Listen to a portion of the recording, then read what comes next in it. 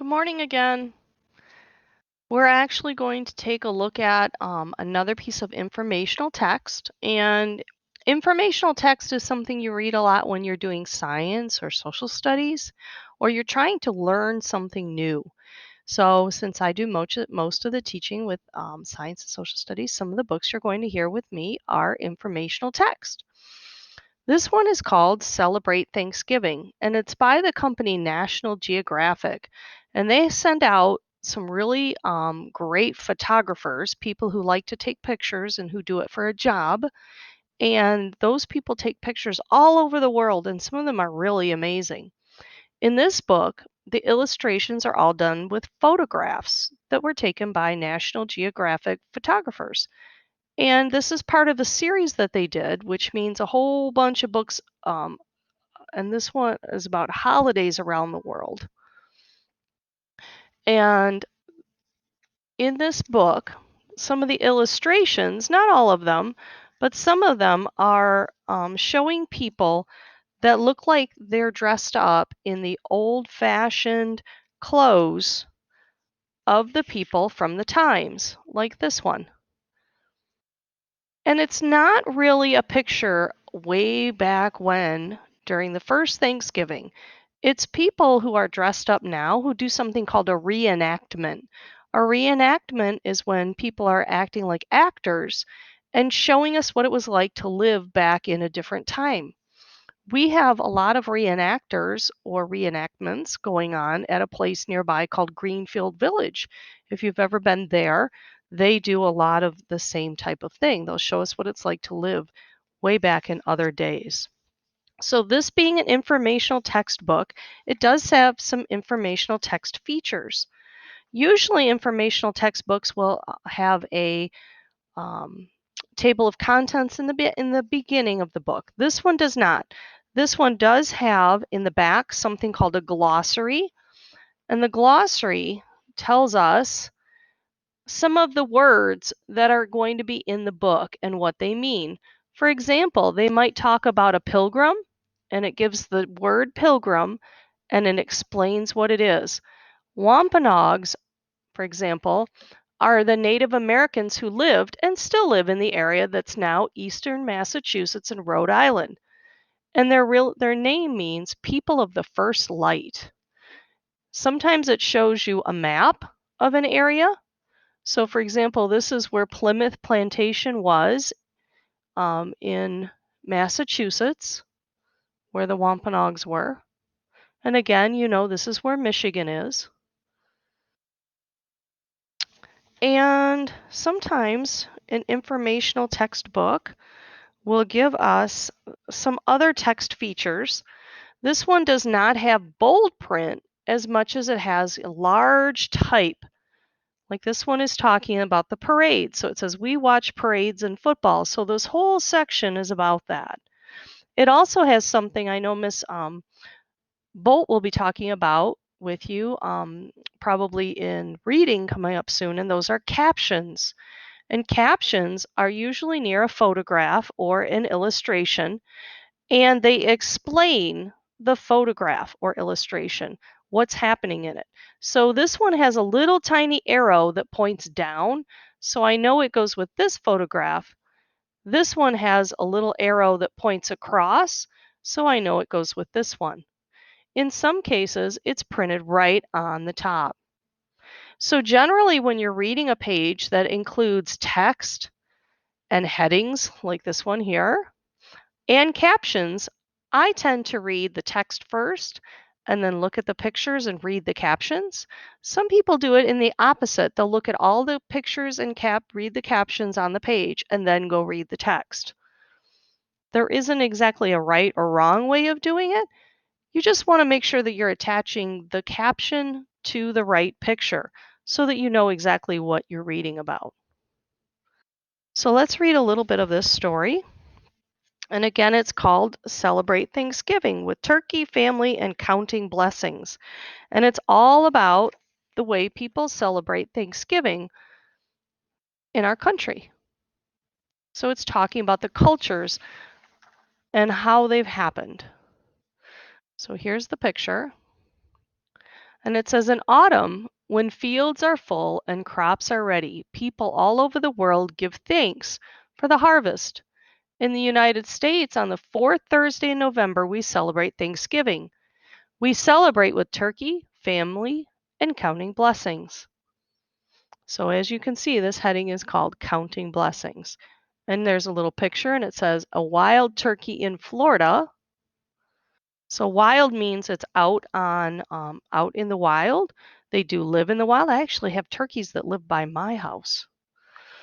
And this caption says a Texas farmer and his son harvest soybeans. Soybeans are the crop, and harvest is a way that they pick so many of the plants at one time.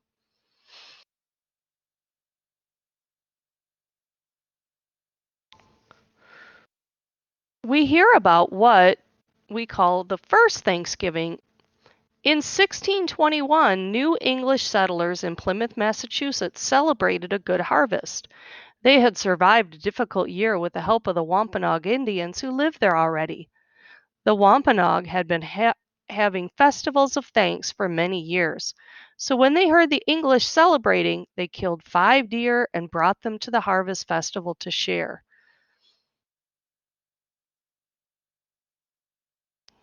So this one says at a reenactment at Plymouth Plantation, English settlers welcomed the Wampanoag Indians to their celebration. So that's at a reenactment. It says a cornucopia of squash, vegetables, and nuts. Oops. This thing is called a cornucopia. And then the picture of the little girl, it says Felicity Duran performs Thanksgiving songs with her classmates in Hobbs, New Mexico. So sometimes classes put on like a little play about the first Thanksgiving. So this part is about they feasted. They feasted on venison, which is deer, roast duck, geese, clams, lobster, oyster, fish, Indian corn, dried berries, and stewed pumpkin. We don't know for sure if they ate wild turkey. We know they did not have cranberry sauce, potatoes, pumpkin pie, or apple pie. All of that came later. For 3 days, the 52 pilgrims, as they came to be called, and 90 Indians played games and sports, sang and danced, and they feasted. So this caption is pointing over here to this page of this man, and it says, a man throws 2 hatchets at the Thanksgiving festival at Berkeley Plantation. The event marks the Thanksgiving Day held in Virginia in 1619, which was actually the first Thanksgiving observed by English settlers in America. And down here, it's pointing, it says, dogs eat too at Plymouth. So he's feeding his puppy. Probably not good manners to feed your dog at the table, even way back when. This says some Indians mourn. Mourn is usually something what you do when someone dies. So it says, I'm going to do this page first. It says the history of what happened between European settlers and North Americans in our country is a sad one. In Plymouth, a few years after the feast, there was a war between the settlers and the Indians. Many of the Wampanoag were killed. All over our country there were battles, and the Native Americans were forced from their land. Today, some Indians mourn on Thanksgiving. Others feast on turkey and cranberry sauce with their families. Still others have special ceremonies of thanks, as they have done for thousands of years. So some Indians mourn, and some have ceremonies of thanks. And you can see she's dressed in her traditional dress. It says in the caption, Andreas Erica prays at the statue of Massasoit in Plymouth, Massachusetts on the annual day of mourning held on Thanksgiving.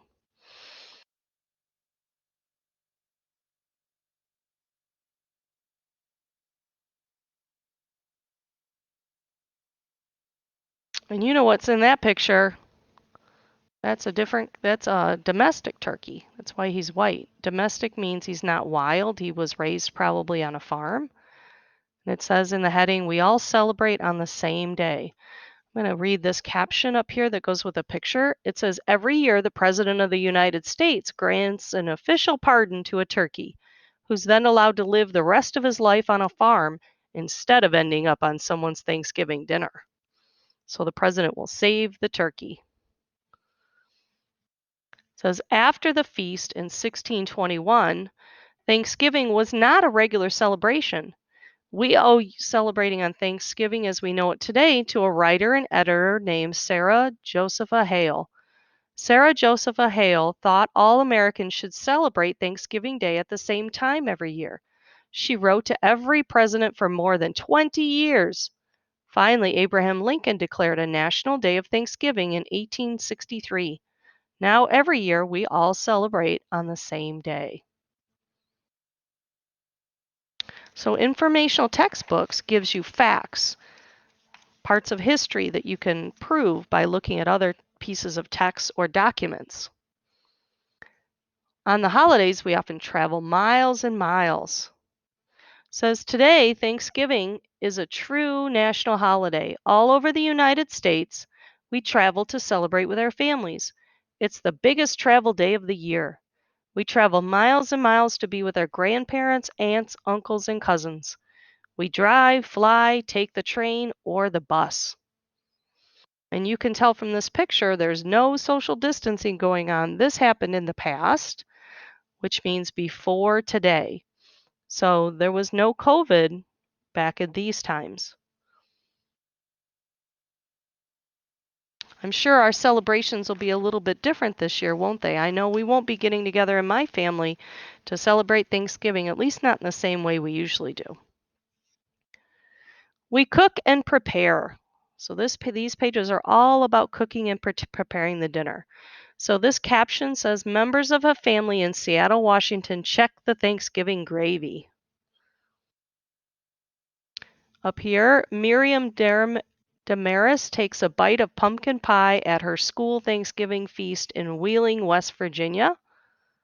Sometimes teachers in our building have feasts. I wonder if you had a feast with a teacher last year.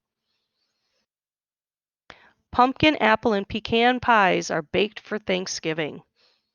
Wow, we usually have pumpkin pie, but we don't usually have pecan pie.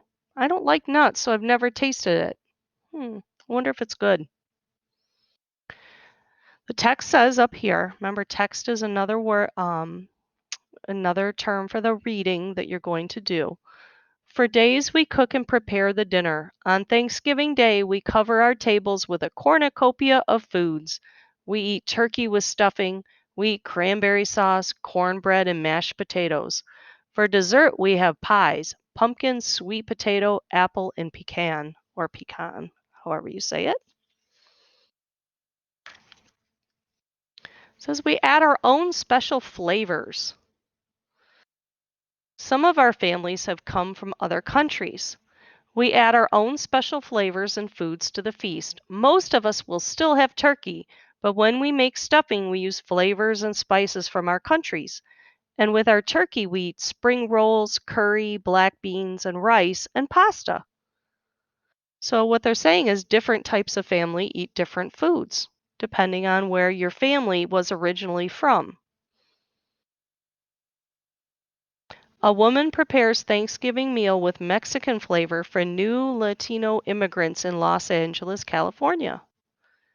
And over here in San Antonio, Texas, I'm not sure how to say this name. I'm going to sound it out. Rani Paraju and Kalampa Rajampal serve a Thanksgiving meal that includes traditional dishes from India. Remember, sometimes if you can't say a name exactly, you're not sure how to say it, you can just make a good guess when you're reading and move on. And down here it says, in Jacksonville, Florida, a family enjoys Thanksgiving dinner.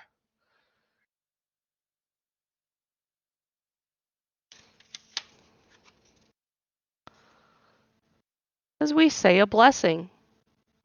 For some of us, Thanksgiving is a religious day. Back in the time of the Pilgrims, there were harvest festivals and there were separate religious days of Thanksgiving. Those days were solemn ones. Solemn means like sad or very serious. So those days were solemn ones filled with prayer and fasting, not feasting. Today we combine the two. We pray at special services, then we come home to a feast. We say a blessing before our meal. Says the Cadenas family prays after an interfaith Thanksgiving service in San Antonio, Texas. So not everyone goes to services, but some do. Some do other things like this on the holiday. It says we share our bounty. Bounty means it's plentiful. There is a lot of something. So it says in the caption, in San Francisco, California, volunteers serve 7,000 Thanksgiving meals to homeless and poor people. So it says Thanksgiving is a time to think of others who have less than we do. We invite people to share our Thanksgiving meals. We serve food at soup kitchens. We collect food for the poor. We share our bounty. We also feed our soldiers who are fighting in wars away from home. So here's some pictures of some soldiers. Actually, this week we have Veterans Day, which is a day we honor our soldiers too.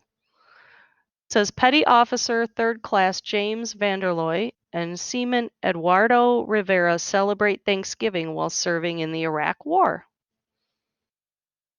And this says Maria Schmigdal serves Thanksgiving meals to Verly Mitzpah and Mabel Purcell at the annual community Thanksgiving dinner in Burlington, Iowa. So it looks like a senior citizens dinner. So maybe the seniors are getting some food.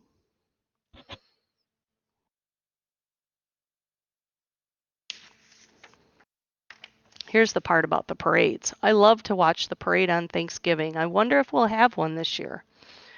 It says we watch parades and football. So let's read the text first. We have other Thanksgiving traditions. We watch parades. Parades have been part of Thanksgiving since the 1800s. In New York City, the Macy's Thanksgiving Day Parade marks the day with marching bands, floats, and huge fun balloons. We also watch football. All over the country, sports fans celebrate by playing and watching football. The tradition of playing sports comes from old harvest festivals like the one in Plymouth in 1621. So, of course, this says Bart Simpson flies high on his skateboard at the Macy's Thanksgiving Day Parade in New York City. So, it's a big balloon of Bart. And then over here, it says many parades have marching bands. This is a B flat tuba. It's a type of instrument they play in the marching band. And down here, it says Emily Kinder and her cousin James Abia play football after their Thanksgiving feast in Salina, Kansas. So some families have their own football game out in the yard.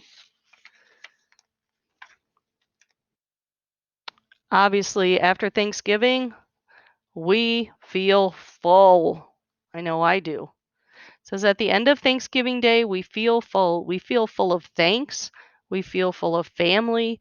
We feel full of blessings. And we also feel full of food. And the caption says in Burlington, Iowa, Kavia Morgan offers his friend Lakedra Applegate his pumpkin pie at their school Thanksgiving meal. Look at they made little hats at school.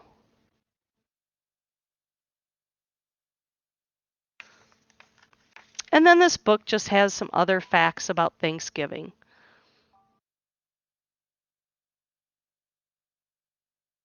So learning about our own culture is sometimes as important as learning about the cultures in other countries.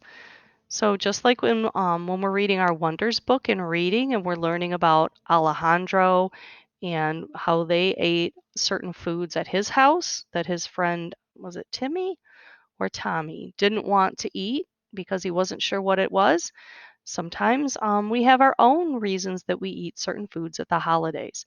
I know our favorite food at the holidays, we have a couple. I make something called green rice, which is rice with broccoli and cheese, and you cook it in the oven until it's all bubbly and hot. It is so good. My son loves my green rice. And we also make chocolate pie, which is like um, almost like a pudding pie with white whipped cream on top. So yummy. So, what I want you to do on your seesaw activity today is to share a Thanksgiving tradition that your family has. Do you play football in the yard when you're done? Or maybe another game with your cousins? Is there something you do all the time? I know with my cousins, when we used to get together on the holidays, we would play cards. The whole family would gather around a big table and play the same type of game. It was called mealy borns, and it was sort of like war. So, if what tradition do you and your family celebrate on the holidays? It could be Thanksgiving or another holiday. Do you have a favorite food, a favorite activity? Tell me about it. I can't wait to hear.